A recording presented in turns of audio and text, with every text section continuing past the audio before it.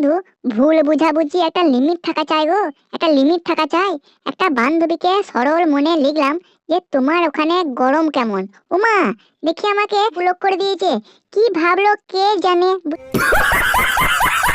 2050 সালে লুপ্ত হতে চলেছে কয়েকটা প্রাণীর নাম, যেমন কাকা, মামা, মাসি, পিসি ইত্যাদি ইত্যাদি। কারণ সবাই এখন একটার বেশি সন্তান নিচ্ছে না গো, তাই বাবা মায়ের ভাই বোন বলে কিছুই আর থাকবে না।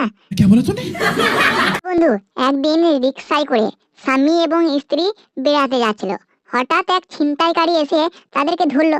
ছিনতাইকারী বলল, আপনাদের কাছে সোনা দানা যা কিছু আছে তাড়াতাড়ি বের করে আমাকে দিয়ে দিন। তখন বলছে, আমার কাছে সোনা দানা কিছু নেই গো, পাশে যে লোকটিকে দেখছেন উনি হচ্ছে আমার স্বামী, ওনার কাছে একটা সোনা আর দুটো দানা আছে, কোনো কাজের নাই, নিয়ে যেতে পারেন। দুনিয়াতে এখনো পর্যন্ত সততা বেঁচে আছে গো, হ্যাঁ সততা এখনো পর্যন্ত বেঁচে আছে। স্ত্রী বলছে, ওগো শুনছো? স্বামী বলছে, হ্যাঁ বলো। স্ত্রী তখন বলছে, 3000 টাকা ধার দাও না, তুমি মাইনে পেলেই আমি তোমাকে দিয়ে দেবো। দেখো কি কাণ্ড।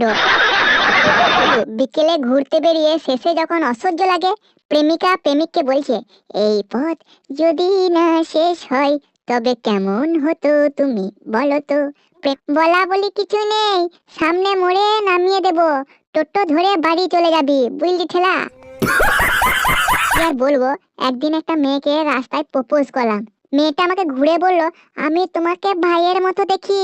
সঙ্গে সঙ্গে মেয়েটার গালে কষে একটা থাপ্পড় মেরে দিয়ে বলে দিয়েছি যে এইভাবে রাস্তায় না ঘুরে বাড়িতে যা, মা চিন্তা করছে। প্রত্যেকটা দিন বাসে উঠে দেখি যে প্রতিবন্ধী সিটে কেউ না কেউ বসে থাকে। সেদিন দেখি একটা বস্তা বসানো আছে।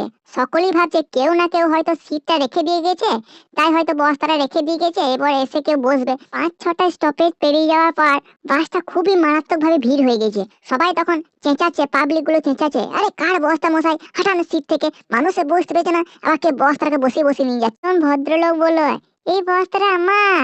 কেউ তখন বললো, আপনি নিজে দাঁড়িয়ে আর বস্তাটাকে সিটে বসে নিয়ে যাচ্ছেন মশাই। তখন লোকটা বললো, দেখছেন না যে সিটের গায়ে লেখা আছে এই সিটটা হচ্ছে প্রতিবন্ধীদের জন্য, বস্তায় আম আছে, আম, ল্যাংড়া আম, বুঝলে মশাই, কি বলবো তোমাদের, ল্যাংড়া আম। বুঝলে বন্ধু, নিজের ফ্ল্যাটে দরজা বেল মারতেই ভেতর থেকে আমার স্ত্রী আওয়াজ এলো, কে আপনি? সাড়া পেয়ে ভদ্রলোক গম্ভীর গলায় বললেন, দুয়ারে স্বামী। প্রাইমারি স্কুলে চাকরির ইন্টারভিউ চলছে। একজন আমাকে প্রশ্ন করছে, বলুন তো সবচেয়ে ভয়ঙ্কর ভাষা কি? আমি বলছি, কেন? বাংলা ভাষা। তখন স্যারটা বলছে, সে কি, বাংলা তো আমাদের মাতৃভাষা, এটা ভয়ঙ্কর হয় কিভাবে? তখন আমি বলছি, যেমন ধরুন আপনি ছেলে মেয়ে নিয়ে শুয়ে আছেন আর আপনি মেয়ে ছেলে নিয়ে শুয়ে আছেন, কথা এক হলেও মানে কিন্তু এক নয়। কিছু মানুষের বুদ্ধি জ্ঞান কিছুই নেই গো, কিচ্ছু নেই। জেন্টস টয়লেটে লিখে আসে যে মালতী আই লাভ ইউ, এখন এদেরকে কে বোঝাতে যাবে যে মালতী জেন্টস টয়লেটে তো যাই না, বুঝছো ঠেলা।